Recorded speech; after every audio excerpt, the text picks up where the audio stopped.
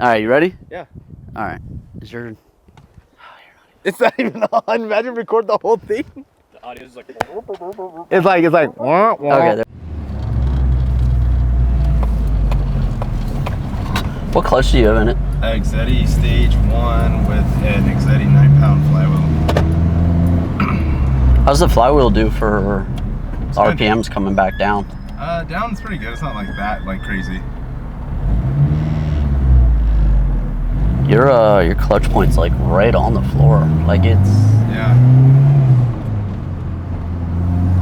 Do you have a short shifter? Yeah, hybrid racing.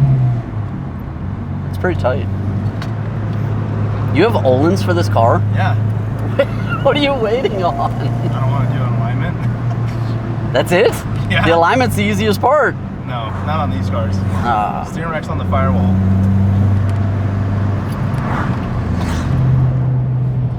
All right, so I'm driving McRib's EP3. This is a very first impression. I have never actually driven the car. I've been in it a couple times, but never driven it. So like, this is my first time getting a feel for it. He's got a whole bunch of stuff done to it, and you'll see.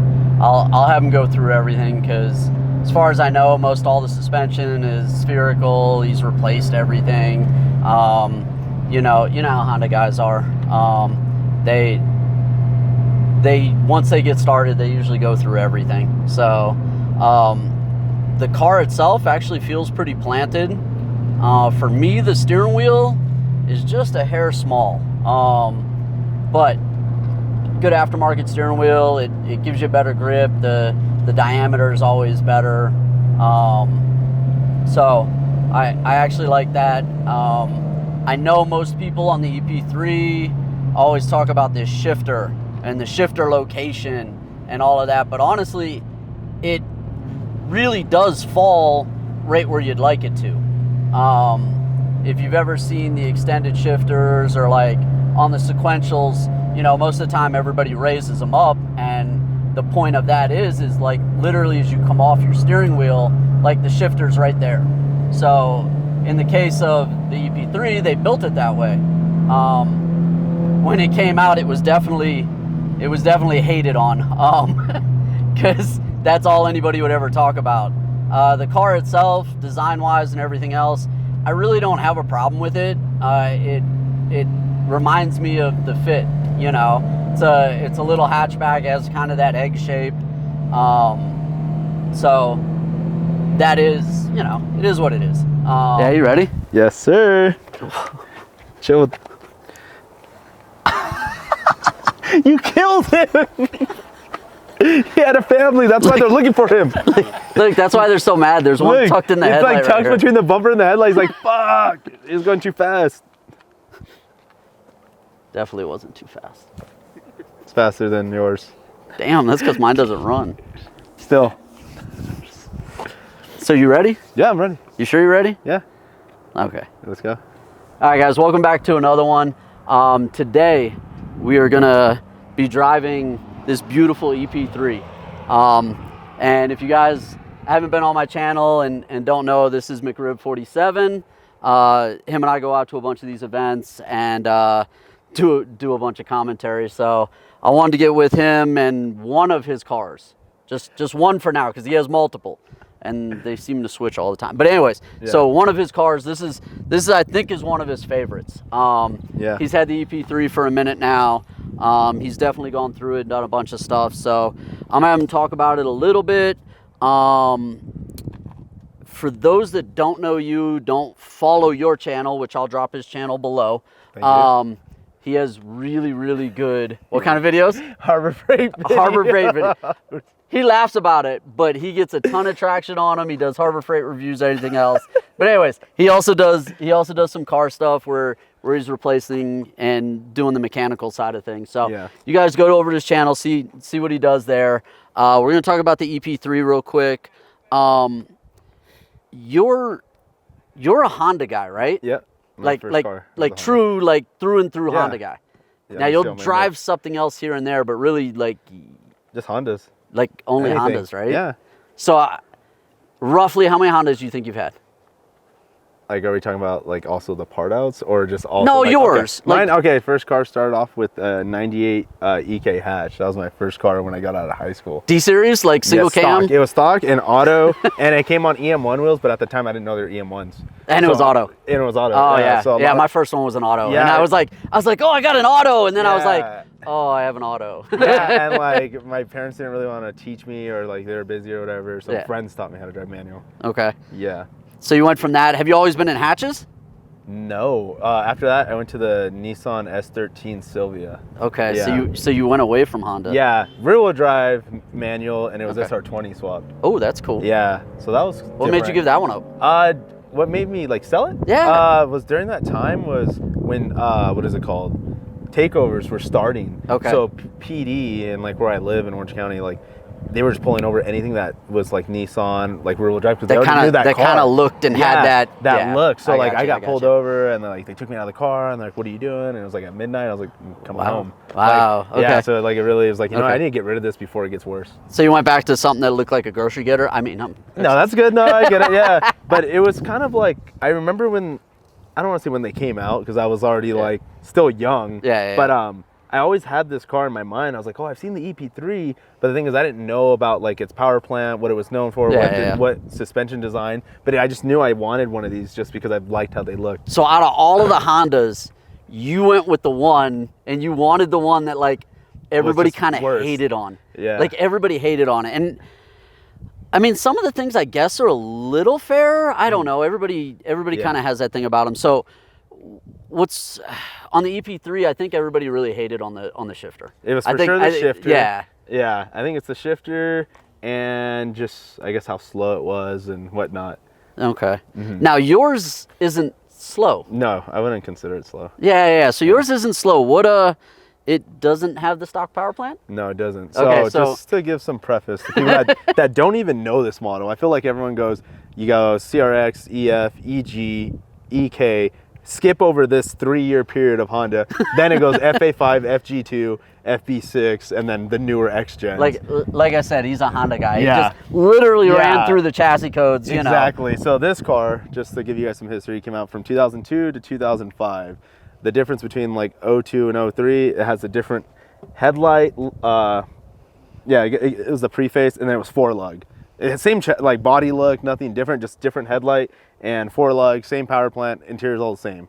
And then mine's the 04, so I got the facelift, the different headlights, and 5-lug from factory. Now these aren't Type R headlights, right? No. So the Type R headlights are different than this because they have a projector, right? Yes, I have those brand new in box at home, as well as the Euro spec tail lights from Honda, and I have the HFP wing and HFP lip at home. I still have to put on, but I've just been lazy. And then we were having that discussion. You also have what suspension at home that you haven't put on this car yet? I haven't put my Öhlins on. Yeah. So, okay, so for you that don't know, Öhlins is like here. Like there is definitely better than Öhlins, but like for most Hondas, Öhlins is probably pretty close to the top that you'll get. Yeah, I think unless it's a pure race car, you know, or you're getting somebody to make you a custom set. Like Öhlins is probably the top, you know, one of the tops that you'd get. So you just have that sitting at home. Yeah, I have that sitting at home. I'm lazy. Like, don't get me wrong, like I put a lot of work in this, but sometimes I feel like you lose that fire to be like, oh, I want a wrench, but then something sparks it. You go hang out with a friend or go to a car meet and you pick off people's builds and you're like, dude, I want to do that. And then you go back into that wave. Yeah, and it gets you that motivation. Gets you that motivation. Yeah, you get back into it like, oh, and then once you put the mod on, you go and you have that like, what is it, like moment of clarity, like, why didn't I do this sooner? Yeah. Yeah, so so like that's what I find when you go to the track. Mm-hmm. I mean, you could do it on canyons and stuff like that too, depending on your, you know, what car and, you know, the purpose of your car. But like, you'll go for a drive and you'll be like, oh man, it's doing this. Oh, it's understeering, it's wallowing, it's the suspension doesn't quite, you know, the dampening, the rebound doesn't feel quite right. Yeah. And then you'll switch something. Yeah. And then you'll go out again and you'll be like, it feels like a completely different car at that point. So you have a whole lot of stuff that you can still do to this car. Yes, I do. Okay, but power plant. All right, I'll pop the hood. We'll do it. Okay, we'll do it later. So Power basically, power plant. This car came out with after the 90s, they left B series. This car came out with a K20. Unfortunately, it wasn't the one you wanted. It was the K20 A3. So it kind of looked like the A2 because it has aluminum manifold, and that's the difference between an A3 on an RSX spec. The A3 on an RSX has a plastic manifold, intake manifold, but this has a K20 A3, which it has like their new iVTEC because they switched from the regular VTEC to iVTEC, but it's VTEC on the intake cam, which isn't true VTEC on both cams. So it made 160 from the factory and came with a 5-speed out the box from Honda. But this one, it has a swap from an RSX Type S, so it has a K20 A2, it is tuned, and I have a Type R trans in it. So now it's 6-speed LSD. So it changes the whole characteristics, and I like to term this as how this should have came from Honda. The LSD makes a huge difference. Yeah, and I feel like this would have had a lot more sales if it came like this package. Because it's almost, at that point, it's almost like a Type R package. Yes, it's almost like a Type R package. Yeah. You know, you get like, oh, hey, here's a pure bone stock economy one. Oh, here's like the SI version that gives you a little bit more. Pep, yeah. And then, boom, here's our special, our limited, our Type R. Yeah. Would be more like, so do you consider this like an OEM plus, like Type R of build? Like, I wouldn't want to say it's a Type R replica, because then it's like, I always like to build it OEM plus. Like, I don't like to be flashy.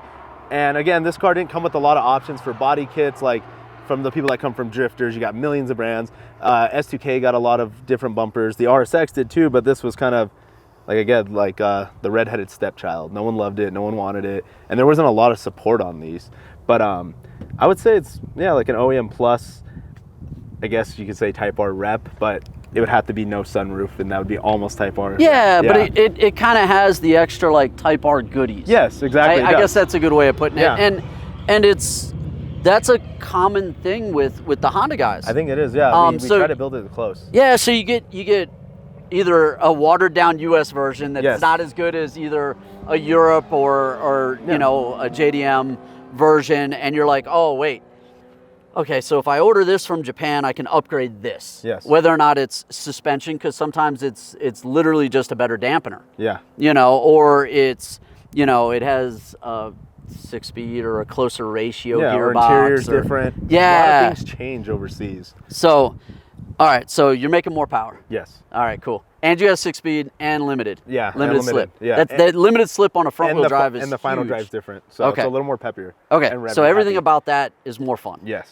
All right, you've upgraded suspension once. Yes. So now you're running what? I have for just the strut and spring assembly is TNs. I think it's like the TN Flex Z. So it does have a dampening. I think it's a 32-way adjustable. Stock TN springs, and everything that's stock about that body of that shock. Okay. So there's run sway bars front and rear. Yeah. So a lot of the front suspension. I was doing a lot of research on HondaNet. If anyone knows that, that's where everyone goes. Again, this car is there's not a lot of stuff not about it. So you have to do a lot of digging. And this is also the same platform as an RSX, just shorter wheelbase. And I have DC5R lower control arms, which again, I was trying to this car's heavier than an RSX. Believe me, it's only by like 80 pounds, because once you guys see the clips of the walk around and you go look at an RSX body, we have bigger quarter glasses and also the hatch glass.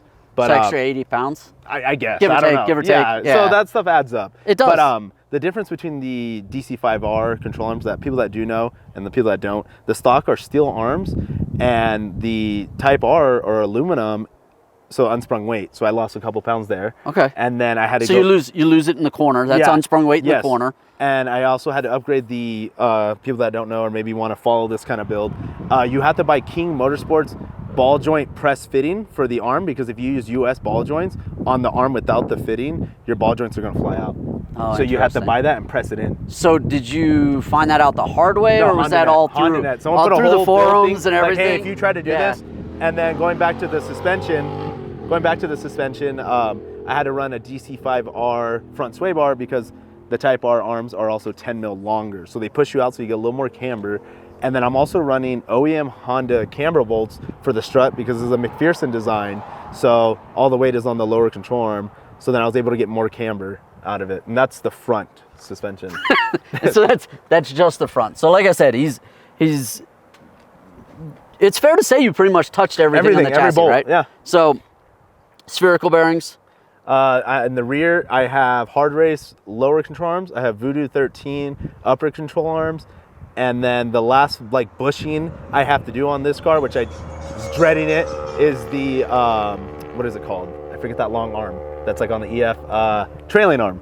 I was either gonna go with like an OEM bushing replacement like that other brands provide. Do you have to drill them out on the trailing arm for this one? Yeah. Okay. Yeah. Because I had to do that. Because it has an insert that splits in half, and then you can get the bushing out. Yeah, yeah. But I was like, man, I really don't want to do that. It's alignment after that. Yeah. Yeah. So I was probably gonna go with Upaclick. It's a UK brand, and they only do R&D on these chassis. So I was like, okay, who knows best? Probably them. Okay. And go spherical. And then for the other rears, again, same coilovers, and I have Progress rear sway bar. I think it's a 23 mil. Okay. That's the only option they offer for the 0405. The previous gen got like a 25 mil. I think the pickup points are different because that was the only option they had for this. Okay. I was like, okay, like that's weird. They're saying when I called them and called their customer support, like, can I put the 03? I want a bigger sway bar. Like, oh no, for some reason. So the EP3 is not as easy to mess with. It's not. Cause like literally, if you grab one of the other chassis, yeah, I mean even the older, you can grab one of the EF chassis, you know, like the CRX, the Civic. Yeah. You can grab, you know, an Integra. Yeah. Like the shopping list is actually pretty big for those. It's very big. It isn't like, cause I mean I'm the same way. I've had a bunch of Hondas too. Like I would do my shopping list and I could pick. I could go JDM, I could go USDM. You had options. I could go Europe, but I rarely even had to look at Europe at that point. So like it would be, hey, what's around here? Or, oh, do I want more of a JDM spec? Do I want a specific JDM part? Yeah. But they were like really easy. Yeah. So this one, you have to do a lot of hunting. You have to, yeah. And Okay. the only other platform that can cross-reference is the RSX. Yeah. It's the same. Okay. Yeah. So interior wise, we're not stock. No. What do you have in the interior? I have EP3 Type R 30th anniversary Recaros. The stock seat is a bucket seat, but it's a little weird. You can see, I'll probably send him some photos that he can upload. You can see they try to make it sporty. The little inserts are red, stitching's red to give it that SI like look, and the OEM steering wheel has red stitching too to give it that sports look, but it's kind of dinky. So wait, we're gonna get deep into this Honda stuff for just a second, okay? Because he's like he just kind of glazed over, like, oh yeah, they're just like Type R seats, okay? Yeah. Where'd you get them from? From UK. So he had to source them. Yeah. Because like most of the Honda community, they are very particular in their builds. Yeah. They're very particular when they want to go a certain direction. So I mean, I'm the same way. You know, you order specifically from Japan, you import that. Oh wait, it doesn't have the right color or stitch combination. Yes. So like for the seats that you wanted, had to import them from the UK. I had to. Yeah, there was an option here. Yeah. Yeah. So, all right. So that's interior. Okay. Exterior. Do we count the shifter or is that drivetrain still? I don't know what kind of shifter is it. I have Hybrid Racing's short shifter for the EP3. They're the only ones that I know of today that make one. So I went and rocked that. I also have a Works Bell short hub because it's the only way to go, JDM. Sorry, I'm not going to NRG because I'm just doing JDM. And then I also... Sorry, NRG. Yeah. You know. No hate, but it's just, I love that JDM. Yeah. And then I went with the Momo Monte Carlo. It was a gift, but I thought it looked big in the box, and then I put it on, I was like, it's so small. But whatever. What do you know what the actual diameter is? I think like the regular millimeters, people do like 330 or something. I think it's like a 300 or 315. Oh, okay. So yeah, like, so it is a little smaller radius. So I did the same thing when I went to get the steering wheel for when I had the S2K. Yeah. Like I literally was like, wait, does 10 mil make a difference? And like I would read on the forums. Yeah. Again, Honda forums are great for that. Yes. The community, the Honda community is actually really, really good where they're super helpful. Yeah. Now, granted, if you go through the forums, you know, after 2 or 3, the little like flame arguments start. They start with like, there's already a thread on this. Yeah. But no, like if you go out to the Honda stuff and everything else, like the community's actually really deep and they want to help each other. Yes. And it's to the point where it's like, oh, you can't find that. You know what? I got one. Yeah. Because a lot of them hoard parts. Yes. I mean, Yes. like you have a garage full of parts that for you this, yeah. hoard for not only this car but other Hondas. Yeah, other Hondas. Or even potential other Hondas that yeah, you might that's how get. you do it. Yeah, I know. Yeah. Okay, so we got short shifter, intake exhaust. Anything else power wise? For the exhaust. All right, so the bike sounded good, by the way. For the exhaust, I have a Skunk 2 Alpha header mated to a Greddy catback. I don't know, like, if it's an SP or a Extreme Greddy. Yeah, which one? It says Greddy on the tip, and it's a whole catback. The only difference is I got that from a buddy who was parting out his DC5, so he gave me a killer deal. So, mind you guys, yeah, if you're gonna roast me in the comments, like, dude, look at the size of the tip, and like how far it comes out. Again, just mind you, it is for a DC5, so I didn't want to cut it. In case I wanted to sell it, it's still DC5 spec, but it sticks out quite a lot. But I mean, it mates up in here. It's proof. It's just like, really tight. It's like a drift car. It's so out there. Yeah. So Skunk 2 Alpha header, stock intake manifold. Again, a lot of things I wanted to do with this build was make it so if, let's say, pop my hood, it looks stock. I don't have a flashy valve cover. I don't have a crazy intake manifold like Skunk 2 or anything. I have a stock intake air box. I got it tuned on. Didn't get a lot of options for this. For those that know this chassis, the cold air intake comes right by the header. So I was like, why am I gonna do that? Yeah, I'd get a lot of intake noise, but that's it. Yeah. So, and the thing is we're in California. So for y'all that aren't in California, the Mustang's cool. Yeah. I'm sorry, we're filming in a public place. Yeah, so. like I mean, we're up here at Newcomb, so we always have good vehicles come through.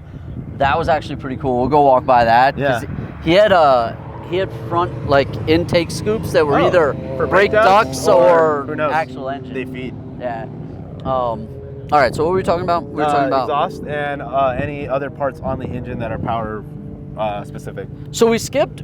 So we started talking a little bit about your unsprung weight, especially for the corners. Yeah. Because the other thing is you've got Willwoods on this too, right? Oh yeah, I got Willwoods. I totally forgot because we didn't go to braking yet. Yeah. So like, suspension category. All right, with the Willwoods, that helps. Yeah, I lost quite a bit just even from off the rotor. Yeah. Like, that was a lot of weight. I don't have the specific numbers, but there's such a crazy weight difference. It makes a big difference. Yes. It makes a big difference because I put the Willwoods on mine too, and like the overall like.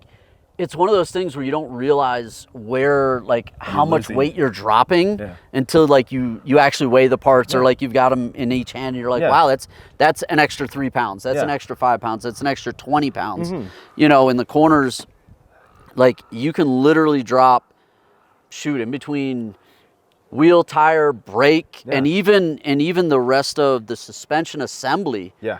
You could drop potentially 35 pounds per corner. Even a battery. Yeah. If you upgrade a battery. Yeah, I mean, the batteries, you go from like a 25, 30-pound battery to, like for a Honda, you go down to like an 8-pound, 6-pound battery. Yeah, and you're like, oh. It makes a huge difference in these cars. Yeah, and then also wheels, you know. Yeah. You can lose some weight there, whatnot. Yeah. So, we're gonna drive this car a little bit more. We're up here on ACH, as you know. If you guys don't know, ACH is Angeles Crest Highway. This is definitely where we're gonna be bringing up as much as we can. Where we're gonna be bringing up the tuned, more of the canyon-oriented cars that aren't necessarily like a track prepped, you know, or more track prepped. We'll say track dedicated car. Yeah. We'll come up here as part of the series the most we can. You know, I'll run you guys through the canyons a little bit. We'll drive cars like this that are kind of like street tuned, street prepped, and we'll have fun. We're gonna keep doing these reviews. You guys, let me know what you think. Comment down below. Let me know what you thought about the EP3. What you guys would like to see in the future. And I'll try and start lining those cars up. We have a bunch that we're gonna do. We have a dedicated series also to where we're gonna do the track-oriented cars, and we're gonna do shootouts for those. So we'll go out to the track, we'll line up 3, 4, 5 cars and do a shootout and compare each of those cars against each other and do videos and everything on those.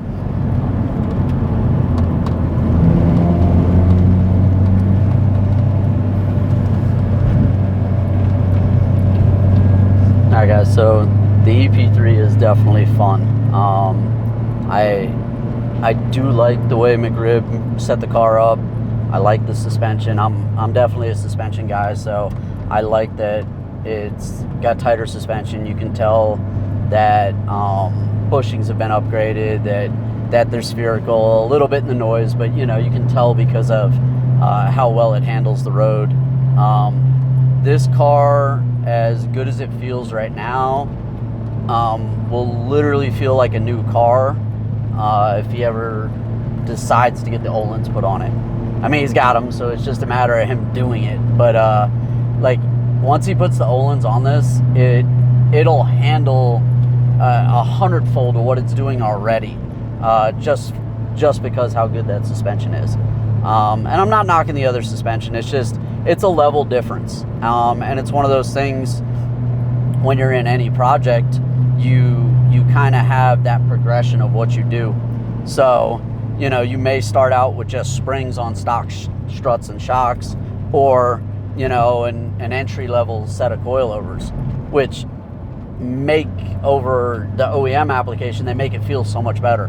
But then when you step up into some of the upper groups of suspension or whatever the parts happen to be, that next level difference is an incredible difference. So hopefully he puts the Öhlins on this and we get to drive it again, because the Öhlins are going to make a huge difference.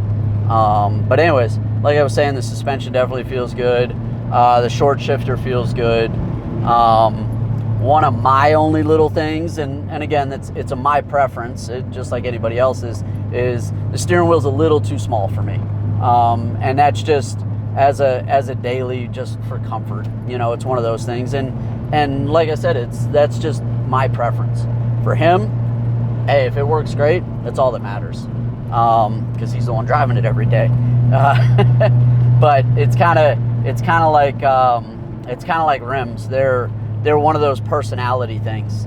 So, what size you put on and all of that kind of stuff is kind of the same idea. So, overall, the car drives really well. I think a little stickier set of tires on it would make even a little bit more difference. Something with a little less sidewall flex, maybe.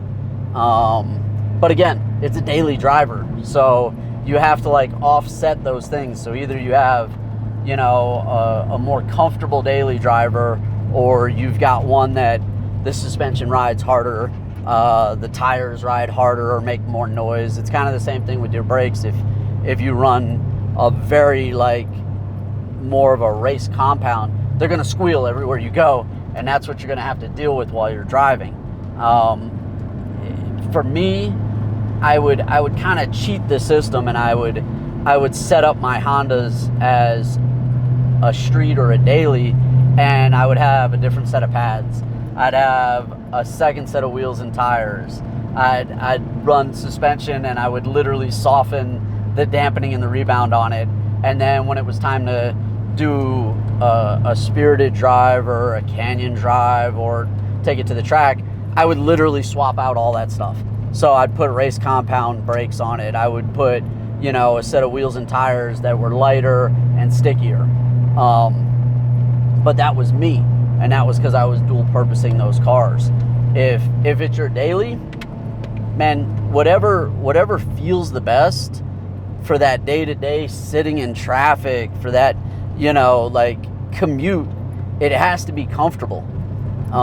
So again, I'm not knocking the way McRib set up the car, because he definitely set it up for his driving style and what he uses the car for.